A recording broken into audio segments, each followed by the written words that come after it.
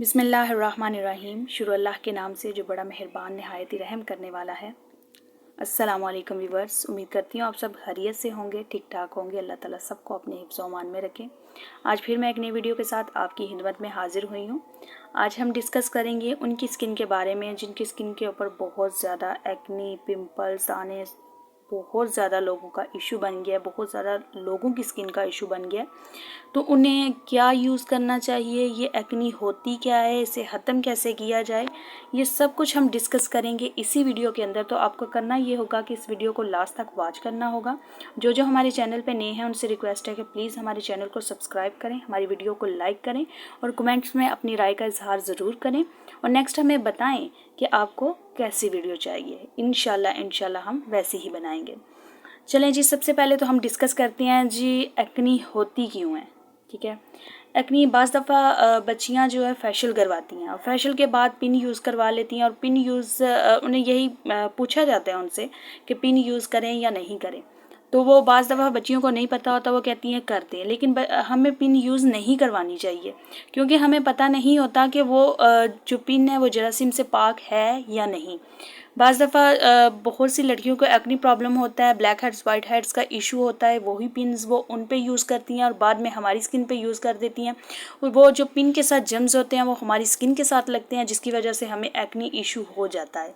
ठीक है, और नेक्स्ट अगर हम कुछ भी स्किन के ऊपर यूज़ कर रहे हैं, क्लिनजिंग यूज़ कर रहे हैं, स्क्रबिंग कर रहे हैं, पॉलिशर कर रहे हैं, तो उसके बाद हम अपने पोर्स तो साफ़ कर लेते हैं पहले नंबर पर, लेकिन उसके बाद किसी भी अच्छी ब्रांड का हम मास्क यूज़ नहीं करते, जिससे जब हम पॉलिशर करके क्लिनजिंग करके स्क्रबिंग करके अपने फेस के पोर्स साफ़ कर लेते हैं, लेकिन उन्हें बंद नहीं करते।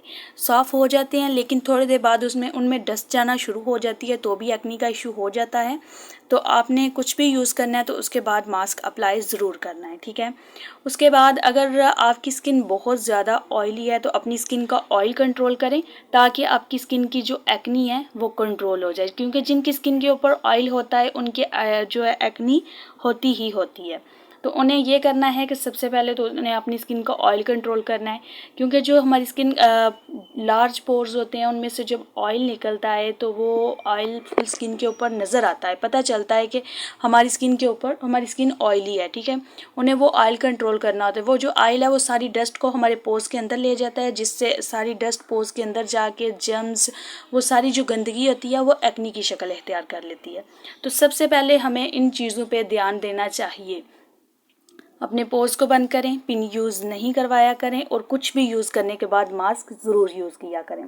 चले आए जी, आज मैं एक ज़बरदस्त सा आपको रेमेडी बताने लगी हूँ, बहुत ही ज़बरदस्त और बहुत ही ज़्यादा इफ़ेक्टिव है। ठीक है, इससे आपकी स्किन बहुत ही ज़्यादा जो है ना नीट एंड क्लीन हो जाएगी, आपकी स्किन का ऑयल कंट्रोल हो जाएगा, एक्नी कंट्रोल हो जाएगी, आपकी स्किन का जो भी इशू है एक्नी के हवाले से इंशाल्लाह ख़त्म हो जाएगा। और अगर एक्नी ख़त्म होगी और एक्नी के स्कार्स नहीं ख़त्म हो रहे तो इंशाल्लाह वो भी ख़त्म हो जाएंगे। जैसे कि गर्मियाँ आने वाली हैं और ये जो स्किन का इशू है बहुत ही आम होने वाला है। तो चले आए जी, मैं आपको बताती हूँ जी कैसे बनानी है ये रेमेडी और यूज़ कैसे करनी है जी। सबसे पहले तो हम लेंगे नीम के पत्ते। ठीक है जी, ये हमने ले लिए नीम के पत्ते और साथ हम लेंगे धनिया के पत्ते। ठीक है, ये धनिया है। ठीक है, नीम, धनिया और एलोवेरा जेल। ठीक है, ये तीनों हमारी स्किन के लिए बहुत, ये एक्नी वाली स्किन के लिए बहुत ही ज़बरदस्त हैं तीनों चीज़ें। ठीक है, तो ये तीनों चीज़ें आ गई हैं हमारे पास। तो अब हम इन्हें करेंगे ग्राइंड, और ग्राइंड करने के बाद इन्हें क्या करना है मैं आपको बताती हूँ।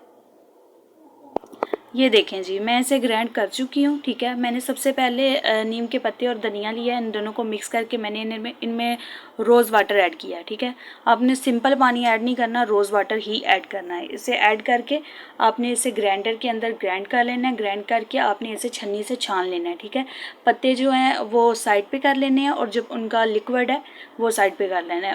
उसी लिक्विड को दोबारा ग्राइंडर जग के अंदर फेंकना है। ठीक है, और फिर एलोवेरा जेल उसमें ऐड करनी है। ठीक है, फिर उसे ग्राइंड करना है और फिर ये बन जाएगा इस तरह का कुछ मिक्सचर। ठीक है, लिक्विड फॉर्म में। ये देखें, ये लिक्विड फॉर्म में बन गया। तो अब आपने इसे ऐसा करना है कि इसके जो क्यूब बना लेने हैं, हम इसे सांचे में डाल के फ्रीज़ कर देंगे, ठीक है। ये क्यूब बन जाएंगे और इसे हम डेली बेसिस पे स्किन के ऊपर यूज़ करेंगे 2 टाइम, ठीक है। यानी कि एक दिन में 2 दफ़ा अपने स्किन के ऊपर यूज़ करना है, अपना डेली बेसिस पे से यूज़ करना है आपने, ठीक है। तो आपने एक टाइम रख लेना है। अगर आपने सुबह के टाइम यूज़ कर रहे हैं तो आपने सुबह के टाइम ही करना है। अगर आप रात के टाइम कर रहे हैं तो आपने रात के टाइम ही करना है। अगर आप दिन को कर रहे हैं तो आपने दिन को ही करना है, ठीक है।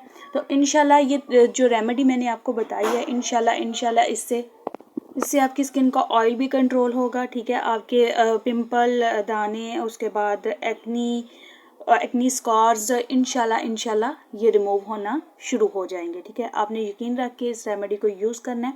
तो मेरा दावा है कि जो बड़ी से बड़ी रेमेडी भी यूज़ कर चुके हैं ना, वो एक दफ़ा ये रेमेडी को यूज़ करें, इंशाल्लाह उनकी स्किन साफ़ हो जाएगी, ठीक है।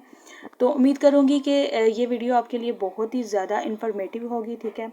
तो आपसे रिक्वेस्ट है लास्ट पे फिर बाकी वीडियोस की तरह कि प्लीज़ हमारे चैनल को सब्सक्राइब करें, हमारी वीडियो को लाइक करें और कमेंट में अपनी राय का इजहार ज़रूर करें और हमें दुआओं में याद रखें और हमें सपोर्ट करते रहें। इंशाल्लाह हम अच्छी वीडियोस बनाते रहेंगे। तब तक दें जी हमें इजाज़त। अपना ख्याल रखिएगा जी। अल्लाह हाफिज़।